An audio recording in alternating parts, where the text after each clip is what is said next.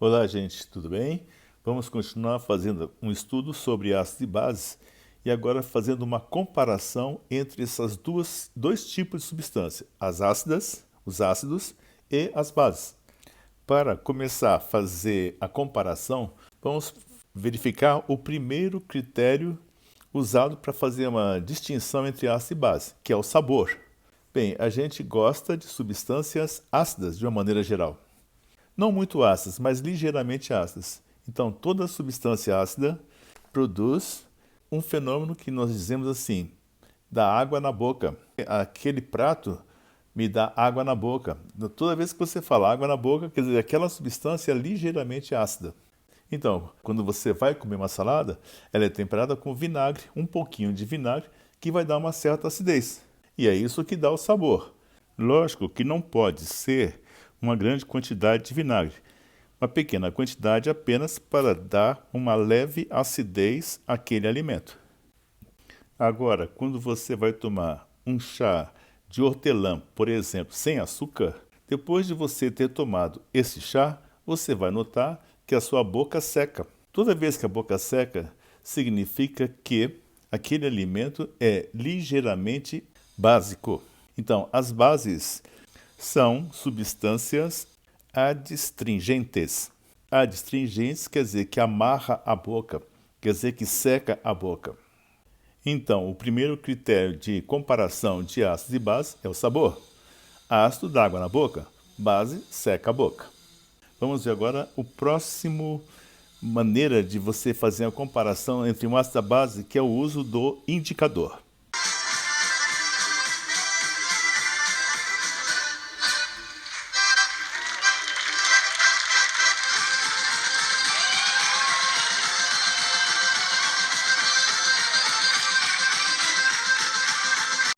O indicador é uma substância que, no contato com outra, um ácido ou uma base, ela vai adquirir uma cor específica quando está em contato com o ácido e uma outra cor quando está em contato com a base.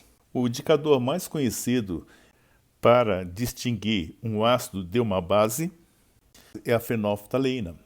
A fenolftaleína, em meio ácido, ela é incolor, mas em meio básico, ela é vermelha. No início ela é rosinha, quando vai ficando cada vez mais básico, essa cor rosa vai se tornando uma cor mais intensa, vai ficar vermelha. Existem outros indicadores, vamos só citar. O papel tornassol, ele em meio ácido é vermelho, mas meio básico ele fica azul. E um outro indicador muito usado também é o chamado azul de bromotimol. O azul de bromotimol é amarelo em meio ácido e é azul em meio básico. Bem, é muita cor para memorizar, certo? Então faz assim, grava a fenolftaleína, que em meio básico vai ficar vermelha. Em meio ácido ela fica incolor, quer dizer que você vai ter que decorar uma cor só. Meio básico, vermelho, para a fenolftaleína. Já é um bom conhecimento. Existe uma escala para você fazer uma medida de quanto ácido ou quanto básico é uma solução. Então, essa escala é chamada escala de pH. Ainda vai ser estudado mais para frente o que significa essa sigla pH, mas por enquanto você deve guardar o seguinte.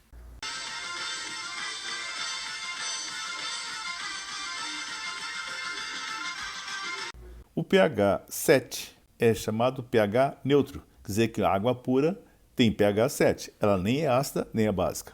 Quando for abaixo de 7, é uma substância ácida, e quando for acima de 7, é uma base. Só por curiosidade, a fenolftaleína, que é um indicador muito usado, ela começa a ficar vermelha apenas acima do pH 8. Bem, então quer dizer que o indicador não é muito preciso, mas de qualquer forma, é uma boa indicação. Saber que a fenolftaleína vai ficar vermelha mesmo que seja somente acima do pH 8. Ou seja, entre 7 e 8, 7 é o neutro, acima de 7 já é básico. Mas entre 7 e 8, a fenolftaleína ainda permanece incolor. Bom, é um pequeno defeito da fenolftaleína, vamos pensar assim, tá certo? Mas ela é muito usada. Cada indicador tem um pH específico onde ocorre a viragem, a mudança de cor. Bem, mas não está no momento ainda de ficar decorando qual é o pH de viragem de cada indicador. Nesse momento ainda não precisa, basta ter uma pequena ideia de que você pode medir a acidez ou a basicidade através do indicador, mesmo que ele mude de cor não exatamente em pH 7, mas deve ser próximo de 7.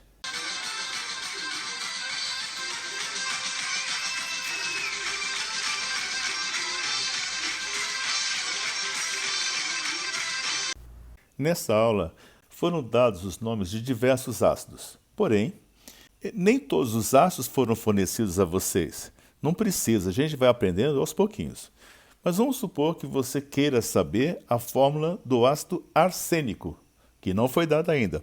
Como é que você poderia dizer qual é a fórmula desse ácido sem nunca ter visto a fórmula dele alguma vez na vida? Então você vai fazer a seguinte operação. Primeira coisa, localiza onde é que está o arsênio na tabela periódica. Falou ácido arsênico, então deve ter arsênio. E deve ser um elemento importante, porque o nome está em função dele. Ácido arsênico. Aí você vai procurar o arsênio e vai encontrar o arsênio na família 15, bem abaixo do fósforo. Beleza. Você não acha que a palavra ácido arsênico não é semelhante à palavra assim, ao ácido, ao nome do elemento que vem logo acima dele, que é o fósforo, ácido fosfórico? Você sabe a fórmula do ácido fosfórico? É H3PO4. Então, qual vai ser a fórmula do ácido arsênico? Vai ser H3ASO4. Bem, isso funciona todas as vezes? Quase sempre, porque se está na mesma família, então o nome dos compostos de um elemento deve ser semelhante aos compostos do outro elemento, da mesma família. Vamos examinar agora dois ácidos que pertencem à família 15, que é a família do nitrogênio, que é o primeiro elemento dessa família, que também pertence ao fósforo e que também pertence ao arsênico, só que o nitrogênio ele tem a formulação dos seus ácidos diferente dos outros elementos da família. O ácido nítrico HNO3, diferente do fósforo, diferente do ácido fosfórico, que é H3PO4. O outro ácido do nitrogênio, que é o ácido nitroso, cuja fórmula é HNO2, também é diferente do ácido fosforoso, cuja fórmula é H3PO3. Beleza. Mas o primeiro elemento da família apresenta características especiais diferentes do resto dos elementos da mesma família. Vamos ver por quê?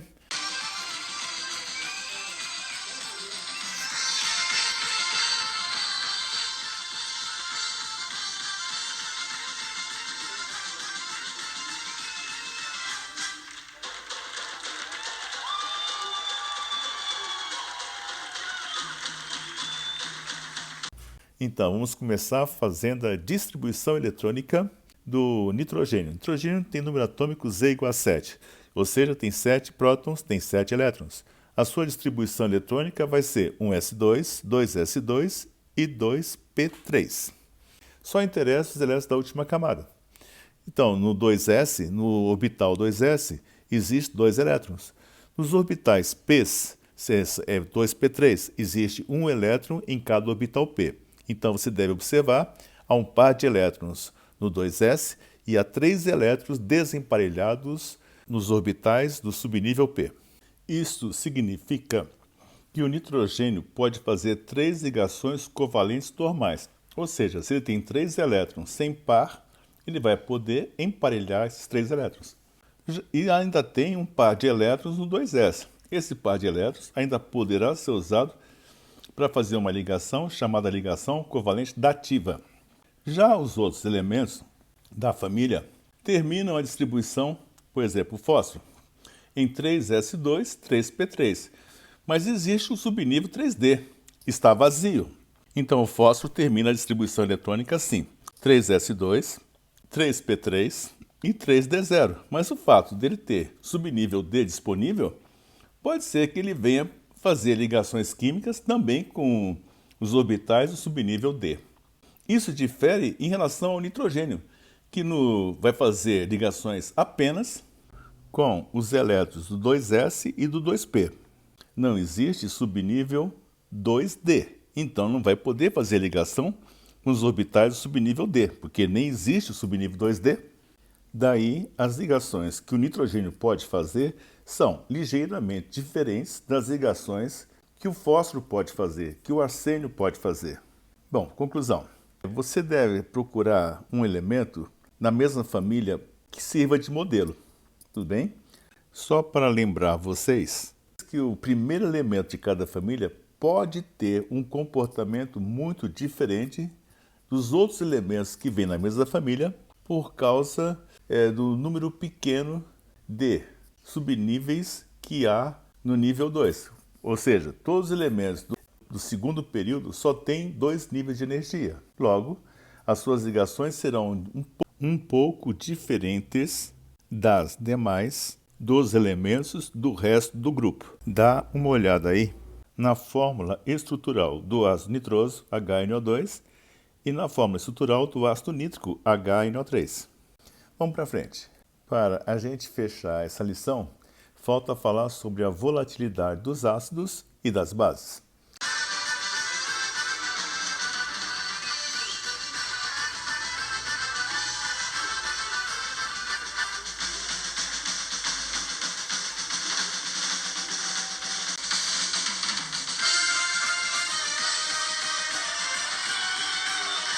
Os ácidos são substâncias moleculares. Logo, os ácidos são muito voláteis. Evaporam com facilidade, com baixa temperatura de ebulição. Já as bases são compostos iônicos. Bom, se as bases são compostos iônicos, então, na realidade, elas não têm moléculas.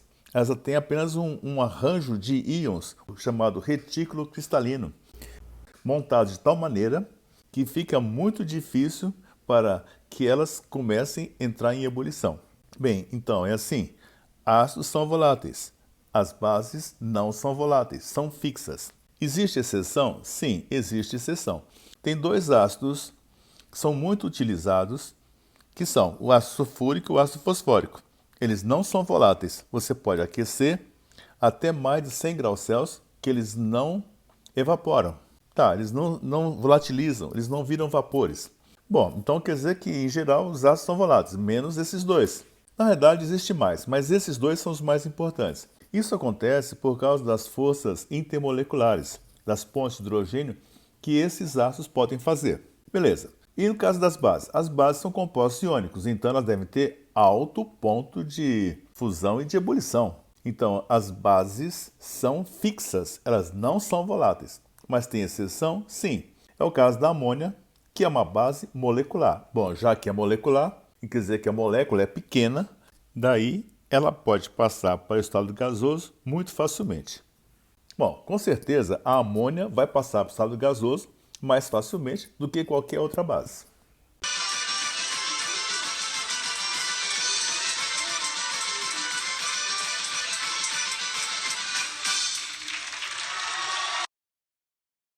Então, era isso que eu precisava que vocês conhecessem nessa aula. Algumas comparações entre ácidos e bases. Primeiro, vamos repetir rapidamente. Com relação ao sabor. O sabor, o ácido dá água na boca. A base seca a boca. Com relação ao indicador, o indicador importante é a fenolftaleína. Ela fica vermelha e meio básico. A escala do pH. A escala do pH informa.